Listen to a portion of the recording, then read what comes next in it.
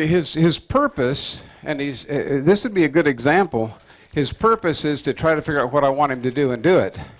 Right now, he's thinking, I got stuff that I want to do. For instance, his purpose would be here.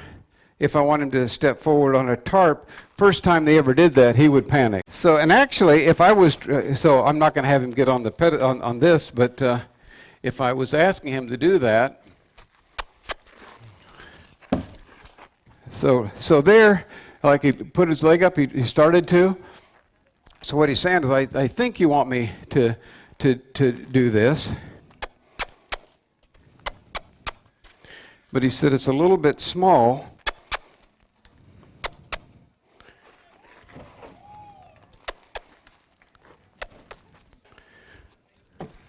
So what I would do if I was training him to do this is say, would you trust me to take one step? And if he does that, he's saying this is ridiculous. But that's part of the point that I want to make. So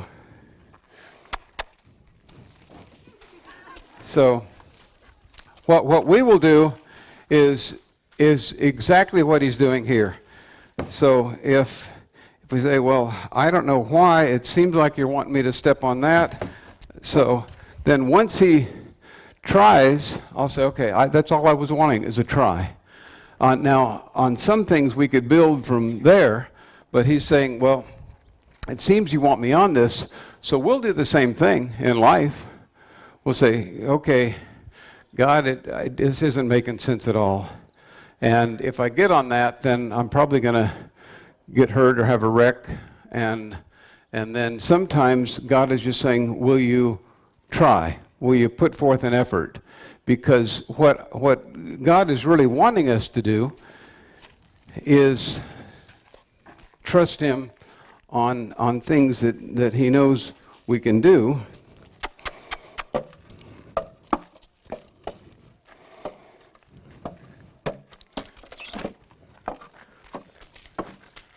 And the more we do stuff like that, then we go, okay, now some of that makes sense because this starts with a try.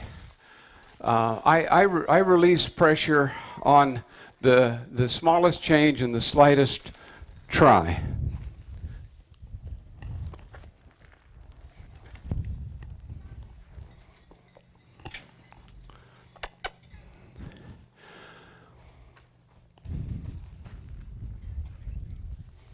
He's better when I'm in the saddle. That doesn't mean he won't turn around. So we're really, I think globally, but certainly within any structure with a moral compass, we're really in a interesting time, and I believe in a sense it's tough times that demand tough people, but we're certainly being challenged. A wild horse. So when this horse was in the wild, his purpose was to survive. That was primarily it. Purpose from the time he was born until he was rounded up. It was survival. And then after that, it really was survival as well.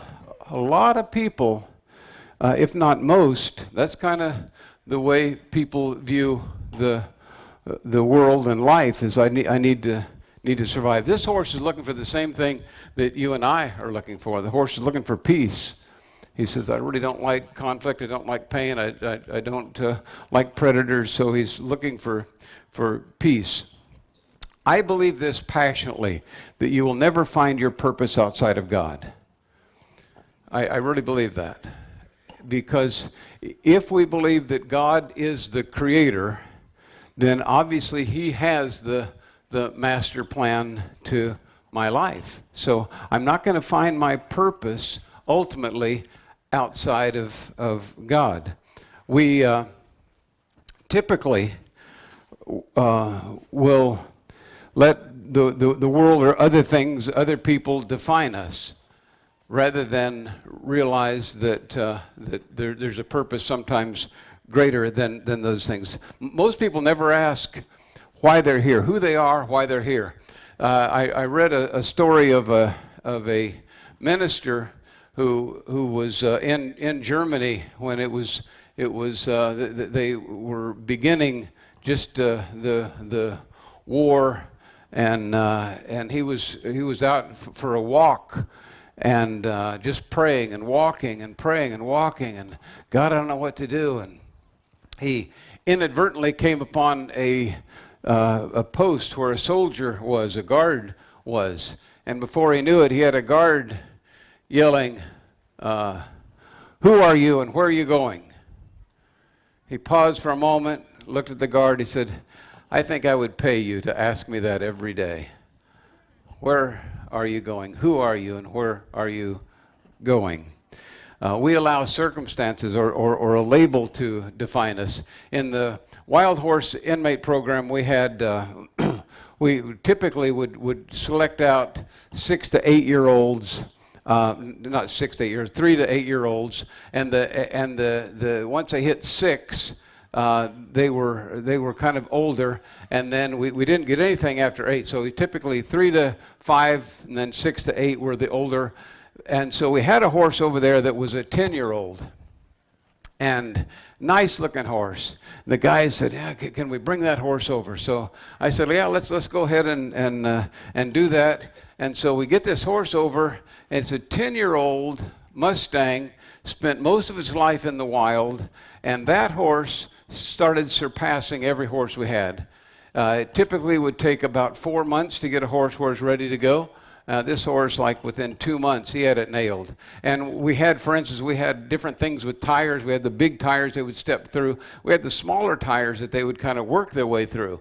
And different horses would do different. Some of them would want to jump it. Some of them would pick their way through it. Some of them would panic. He just started just kicking them out of the way. He just started plowing through it. So I started calling him Dozer. He just dozed through everything. And had a rancher who called me and said, "Man, I need a ranch horse who's in the Bloody Basin area, which is where our old ranch was when I was little, near Camp Verde, between here and Camp Verde." And he said, "I need a tough horse." So I said, "I've got an older horse," and told him about the horse. He goes, "That sounds good." So he came and picked up the horse. About 2 weeks later, he gets up. There was no cell phone coverage in that area. About 2 weeks later, he gets up on a ridge, and he called and said, "I just got to tell you about this horse." He goes, "He is one of the best horses I've ever had. He's already," he said, "I'm roping off of him. I'm dragging stuff, building fence. Everything I ask him to do, he figures it out and does it." Our labels too often define us. So that horse, for instance, said, "You know what? He's a little bit too old, or he probably won't do this." Sometimes we'll do that. I don't know if any of you ever have looked at, but horses have whirls, and sometimes we'll look at a double whirl or a whirl that's it's just kind of like a cow lick, not a horse lick. I don't know. So it's just right between the ears. His is right here. And some of them have two, depending on where they are. Some people say, "Oh, that horse is going to be," and then they'll say the horse is going to be this or that. So I used to tell the guys, I said, there are reasons that we say that, and that is because it's somewhat predictable. However, don't think that you don't give a horse a chance to prove that he's different. So sometimes we'd have a double whirl horse that just would do phenomenal, or one on top of the other, whatever, that would do phenomenal. And I think sometimes in life people say, "Well, you're this," or you don't have this, or you do have this. So don't let labels define you. Recognize who you are. The culture will tell you who you are, but God will tell you who you are. I'm just inclined to believe God. So the Psalms 139:14, David says in the Psalms, he says, "Behold," in King James it says, "Behold, I'm beautifully and wonderfully made. Marvelous are thy works, O God, and that my soul knoweth right well." So he's saying, one translation says, "I'm intricately and wonderfully made." Marvelous are your works, O God. And deep inside of me, I know that. So I would lean very much towards saying, I think that would be a better, accurate description of you, that God didn't make junk, that God didn't make a mistake when he made you. You're intricately and wonderfully made, and marvelous are your works to God. So your purpose, adjust everything. If we can do this, adjust everything in your life to what the Bible says about you and the Bible says about the world. And it's a constant journey, if you will. Adjust everything. Change the way you think. Look at what produces peace. And the other is do something. I'll talk about that a little bit more in a minute, but do something. There are too many people that are waiting for God to tell them what to do. And God is saying, I'm waiting for you to do something. If I had a horse come in, one of the nice things about training wild horses, when they come in, they're going to move. You get them in a round pen, 40, 50-foot round pen typically is what we'd use, but you get them in a round pen and they say, I've got to get away from this guy. Well, they're running in circles. But they're moving, and you start working off that, and every time the horse does what you want, take all the pressure off. So, I mean, literally, this horse, when I picked this horse up, I ran him in a horse trailer. Couldn't lead him, obviously. When I started working in a round pen, once that ear moved towards me, rather than that nose on the outside, I take the pressure off. Once the eye moved towards me, after a while, he goes, man, it's better when I look at that guy. I don't really want to look at that guy, but it's better when I look at that guy. And after a while, the horse is kind of saying, okay, I'll look at you. And then after a while, I get that nose coming in. Then I'd step over there, and he'd go, I'm going to turn this way. He's already looking at me, so he's kind of, his head's in the right position. Then he starts going the other way, and we work the other way. After a while, he's squaring up. He's no longer concerned about what's out there because I'm giving him peace. So do something. If you don't do something, you probably won't do anything. I know that sounds pretty profound. I know, it's deep. I went to high school in Jerome, Arizona, so I got a quality, hey, you been to Jerome? Okay, all right. Quality education. There was a few classes I took twice, just to really get it down. They wanted me to take those classes twice, but so do something. If you do something, then you're giving God something to work with rather than doing nothing. Well, we train horses to do a lot of things. I had a horse that I trained to sit on a beanbag chair. Kind of a cool thing. But it has no practical application. None. And you'll go in the wild, you'll see horses walk, trot, lope, you'll see them lay down, roll over. You never see them sitting on beanbag chairs. Never one time. Say, hey, that's a group of beanbag chair horses over there. So here's what, and please don't, I pastored a church for a number of years, and my degree is actually in pastoral ministries. Actually, what was it? Oh, yeah, I looked at my degree once. I had said BS, pastoral ministries. I said, that's it right there. So,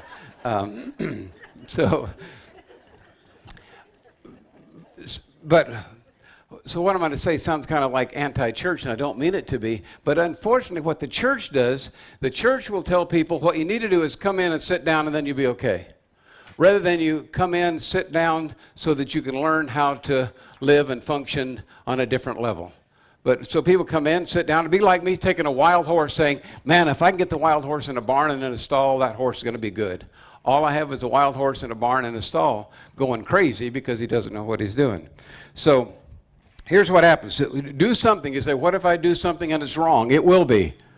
I mean, there will be times it will be. But you're doing something. So Isaiah 43:2, he says, when you pass through the waters, I will be with you. And through the rivers, they will not overflow you. When you walk through the fire, you shall not be burned, nor shall the flames scorch you. I would rather him say, Randy, when you come to me, you don't ever have to pass through the waters. You don't ever have to worry about rivers. You don't ever have to worry about the fire. He says, when you walk through that, I will be with you. When you walk through the fire, I'll be with you. When you walk through the waters, I will be with you. In horse training, we create environments so the horse's energy gets ramped up, and the horse ends up really. I'm just letting the horse know I'm going to be with you when you walk through the fire. I'm going to be with you when things look like they're going to fall apart, and when you're thinking you've got to do something that I know is going to hurt you or is not going to work, I'm not going to have you continue doing that. So this little thing here, he says, I'm not sure you wanted me to do that because it doesn't look like that's something that would be safe. And so all I had to do is say, I just want you to take a step, be willing, and then we can work on something else. When you realize, this is really a key, nothing that has happened to you could change what God has placed in you. Nothing that has happened to you can change what God has placed in you. Horses are trainable because they focus on the now and they do something. They'll do something. If I keep asking this horse to move or do things, he's gonna eventually do something. We'll focus on the past, what might have been. Failure, abuse, loss, addiction, whatever it is. The list could go on and on. And if you focus on, well, because of that, I can't do this, we miss the point. Say, God, I believe that you placed something in me that's greater than what happened to me. So what happened to me certainly affects me, but it is not going to control me. We work through things and say, God, I realize that I'm going through a tough time, and you didn't say that I would not have a tough time. You said you'd walk with me through it. And the reason that we do that is because what we'll do is we will find a way through it with God's help, and at the end we go, I'm a lot tougher than I thought, or God's a lot bigger than I thought. And this is something I used to tell the guys in the program. It may be too late to do some of the things that you could have done or should have done or wish you had done. It may be too late to do some of the things that you could have done, but it's never too late to be the person you could have been. If we say, well, if this hadn't happened, I could have been this, I could have done that. So you put all that to the side and say, God, it's not too late to become the person that I could have been.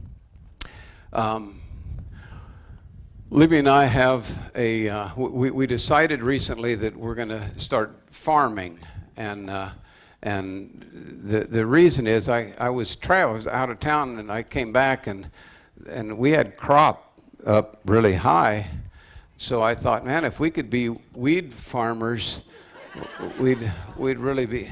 Now that's like wild weeds, so not weed farmers. Let me clarify that.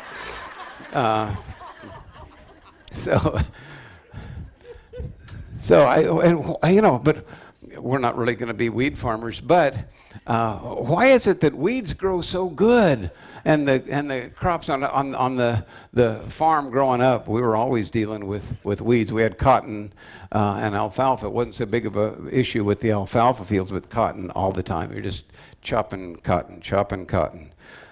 So weeds just keep growing. And so in our lives, that can happen. But here's what you remember. So here's where I'm going with this. God planted good seed in you. I know you want to see what's going on over there. Okay. God planted good seed in you. So what we do is say, God, you planted good seed in me, so God, help me to water the good seed and help me to deal with the weeds as they come up. And I believe God will do that. Now, I've never seen a farm, even with modern. We actually chop cotton. Now you spray it. You got chemicals and things. But no matter how much you treat that, weeds are still going to come up the next year. You have less of them, but they're going to come up. And in life, it's that way. It's a lifelong journey. God, these weeds are coming up again. I know. Let's get out there and chop some weeds. Refuse to let the bad weeds dictate your purpose. Every horse has potential for good, pretty much. There are some exceptions. Some have no potential for good at all. On a couple of occasions, we've run into just crazy, mean horses. And I was actually attacked by a horse in the program. I mean, he came at me with a vengeance, and it wasn't fun. So I wouldn't say, well, he has purpose. Alpo may. No. We'll have to edit that out of the... So... But every horse has purpose for good, and every horse has purpose for bad in a general sense. Horse training, you make the wrong thing hard and the right thing easy. So you want to bring out this purpose. Here's what I don't want someday down the road, my tombstone to read, "Here lies Randy Helm. He had potential." I just don't think that would be a great way to end, because everybody has potential. So Jesus said this. He said, "Take my yoke upon you and learn of me, for my yoke is easy and my burden is light." Well, that sounds like it's a lot of work. Take my yoke, his yoke. My yoke is easy, my burden is light. So I thought, man, that's, I've actually probably not very many people have actually plowed with a horse. We had a plow horse on the farm for like smaller areas. We had a tractor too. So just to let you know, it wasn't way back then. I'm just saying we had a plow horse. And so thinking about that, I thought, man, that sounds, take my yoke upon you. And then I thought, well, it'd be like bringing a Shetland pony out there and say, okay, we got a field here and we need to plow it. That pony goes, man, this is going to be rough. I don't know if I can do that. They said, oh, incidentally, we've got a Clydesdale here we're going to hook up with you. See, that's the difference. When God says in the Bible, it says, or Jesus says, take my yoke upon you and learn of me. My yoke is easy, my burden is light. He's saying, I'm going to be pulling the load. That's why it's light. It's not that the weight is light. It's that your part of the burden is light compared to the overall burden. Take my yoke upon you and learn of me. Isaiah 43:18-19, he says, do not remember the former things, neither consider the things of old. Here's what he says, behold, I'm doing a new thing. Before it springs forth, I'll tell you about it. I'll even make a road in the wilderness and rivers in the desert. I think that's pretty awesome. He said, don't remember the former things, nor consider the things old. Behold, I'm doing a new thing. I believe God's always wanting to do something new, something more concrete, something different. If you submit yourself to God's purpose, He will put you on a course where His mercy is new every morning. There will be battles and there will be distractions. I will create situations where Starbuck has battles and conflict because I want him to have things that he overcomes and he learns to trust me in rough situations. There was an old little saying, a smooth sea never made a good sailor. It is true in life. There's an old saying, never trust anybody who doesn't walk with a limp. The point is, there's something about going through tough times that makes us tough people. And say, well, I've gone through tough times, but I failed. Well, you're sitting next to somebody else who's gone through tough times and failed. So you don't have to ask them. I'm just assuming. Okay. You could turn to somebody and say, I think he's talking about you. He's not talking about me. Philippians 3:12-14. He said, I haven't arrived yet. Now, Paul, the Apostle Paul's been a Christian probably at this point around 20 years. He's writing this, and he's saying, I haven't arrived yet, but he said, I press on to lay hold of that for which I was laid hold of for. He said, I press on to lay hold of that for which Christ Jesus laid hold of me. I want to grasp that's grasped me, or grasp my purpose is maybe a better way of saying that. So he said, one thing I do, forgetting what is behind, straining towards what is ahead, I press towards the goal for the prize of the upward call of God in Christ Jesus. Straining, pressing. The goal is more about being than it is doing. I don't believe God is so consumed with you doing everything perfect. He is concerned about you working on who you are and more concerned about being than he is about what you do. I'm not saying he's not concerned about what you do, but he's working on who you are, because who you are ultimately will define what you do. I'm more concerned about training this right here, this mind, rather than his feet. I can get his feet to do things, and so right here, if I get his feet doing something, then what happened though? He not saying, well, when you touch that, a mechanism triggers and my feet have to work. He said, when you touch right there, you've cued me because I know what you're asking me to do. And so his feet respond because of what he thinks, not just because of feet. I desperately need God if I'm going to ever reach the goal. Here's what John 16:33 says. In this world you will have trouble. Most people don't have, we used to have these daily bread promise boxes. You'd pick up an encouraging scripture. Probably wasn't in there. In this world you will have trouble. Oh, thank you, God. But then he says this, take heart, I've overcome the world. He said, there are problems in this world, but take heart, I've conquered the world. Without battles, there are no victories. What we want to do is say, God, I want to live a victorious life, but please spare me from any battles. And he goes, it doesn't work that way. God, what I want to do is I want to be an overcomer, but God, please don't let me encounter anything I have to overcome. What are we doing? Oh, I know what you're doing. So, okay, this is the edit moment. You know, one thing about cowboy church and working with a horse, just kind of, it is what it is. It is, you know, one of the things I really like about cowboy church is that people don't come in and say, you know, the air conditioning wasn't quite right, and I don't know if I'm going to go back, or my seat wasn't that comfortable. Well, bring a better one, you know. So, all right, thank you, buddy. Yeah, I'd move away from it too.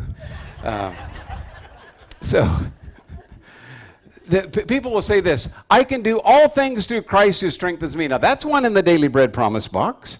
I can do all things through Christ who strengthens me. He says this, I know how to suffer and I know how to succeed. I need Christ if I'm going to do either one. If I'm going to do it right, I need Christ if I'm going to do either one. Without battles, there are no victories, but with battles and with God, he says he'll always give us the victory. You have an enemy that will do everything possible to keep you from reaching your goal. I don't know, we'll probably end up doing something next year, but I sent a message out to the board. I want to do something and just for men, and more of a cowboy church kind of thing, maybe a barbecue just for men, because I think well, I won't do it now, but yeah, I think culturally there's this movement to emasculate men. That's best way of putting it. Sorry, I know you've gone through it. So I'll move on. Okay. Philippians, he says, I press towards the goal. Hebrews 12, he said, I run the race looking unto Jesus. Press forward. Here's what happens when you take a horse that isn't used to ranch work, and you'll come upon a herd of cattle, and that horse's ears will go up. You say, man, I'm not sure what's going on. You'll move, he'll stop, and then once they start moving away, let's go, okay, I got this. I was riding this horse. We were back in Show Low on an elk hunt. Did you get drawn? So I knew he didn't. I just wanted to rub it in. So now I feel bad, Bill. Um, we were up there on an elk hunt back in the wilderness area, horseback, and probably about a couple of miles back. We were going along a fence line, come around the corner, and there's literally 80 to 100 elk just heading right towards us. And so he stopped and looked, and I said, "Let's go." He just took a step and kept going, and they moved away. But the first time, he wouldn't have said, "Yeah, I think I'm going to head towards that herd of elk." So pushing cattle is that way. Once they start getting used to the fact that they move away from you, but they wouldn't ever encounter that if they didn't encounter the fact that something was there that made them uncomfortable, and working through that. Paul says, "I press towards the goal for the prize of the upward call." I press against that's pushing against. Habits, personality traits, failures, I press against that. What is it that stops you? So we have a few things set up. Really, the tarp, it's amazing the first couple of times you'll have a horse. I'm going to be in Denver, Colorado here in a couple of weeks doing a clinic for the Equus Film Festival. And the last one I did was Albuquerque, and had an untouched horse. And by the end of the clinic time, the end of the third day, I did a cowboy church using that same horse, talking about the foundation. But I had the horse where it would trot over and stand on a tarp. But all you do is you make the tarp the safe place, where every time it goes near the tarp, you take the pressure off. Now, these a pedestal or a teeter-totter bridge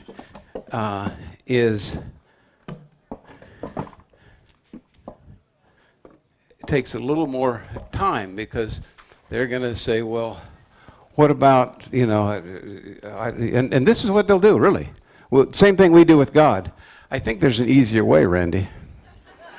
I don't know if you realize it, but there's plenty of room on the right side and the left side." So he'll say, "Well, the right side looks much better to me." And I'll say, "No, he said, I have no idea why we're doing this." And so we'll go over the sides. Now, his purpose is to not go over the teeter-totter bridge. That's the action. His purpose is to try to figure out what I want him to do. That's really it. So if we come up here and I say, "Okay, nope." So his purpose is the same. Didn't change. His action changed. So if we come over here and you say, "Well, this is way too hard here for me to go over." If I said, "Well, Starbuck, let's go ahead. Can you do that?"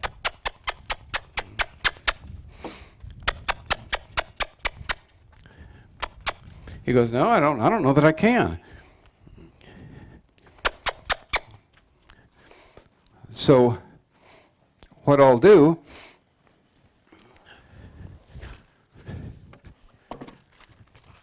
is help him out. Say, "Okay, now can you?" So if you come across something and you say, "God, I don't think I can do that," I believe God will say, "Okay, let's do the same thing, but can you sit on?" And he'll do it. So what we typically think too often is that we have to get everything nailed. We have to do it just right, rather than say, "God, I don't know about this." So can you do all things through Christ who strengthens you? I believe so. I believe that you can handle adversity and you can handle success. But never lose sight of purpose, and remember that purpose is connected to what you do, but what you do is not your purpose. Does that make sense? So this horse's purpose is really just to say, "Okay, like right now, purpose is to go straight right here."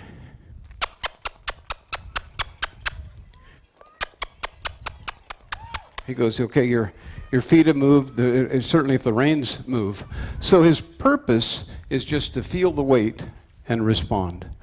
I don't know how many of you have made mistakes in life, but I would venture to say every person here. I don't know how many of you have been following God and the bottom dropped out. So did I fail? Did God fail? Is it the enemy? Is it? At some point, it doesn't matter. I really mean that. After the fact, you say, well, I don't understand what happened. God, can you get in the middle of what is going to happen? Can you get in the middle of the tomorrow? And I believe that God will always say, yes, absolutely. One of my favorite stories in the Bible is the whole city is under siege, and the enemy is vast enemy starving them out.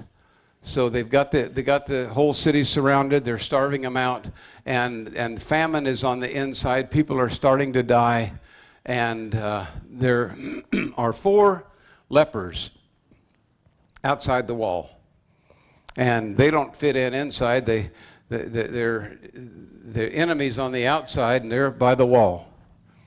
And one of them has this brilliant idea. He said, "Why sit we here until we die? If we go into town, we're going to die of starvation. If we head towards the enemy camp, they may kill us, but they may feed us." So what do? They start heading towards the enemy's camp. They start moving towards where the enemy is. Say, well, we'll just surrender. And God is looking down going, thank you. Somebody is doing something.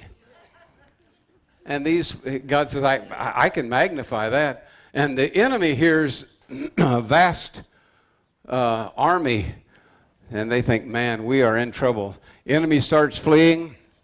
These guys walk into the enemy's camp saying, we surrender. Hello? Nobody there. Food. They're high-fiving, lepers high-fiving each other. I don't know. Oh, that was terrible. That was... I can't believe I said that. You know, your thought process, sometimes you need to have that little filter. They were happy that they were eating, that's what I meant. But they started feeling guilty. And they said, we need to go into town and tell everybody that there's no enemy left here. But all the time what God is doing is saying, somebody make a decision, do something. I can get in the middle of that.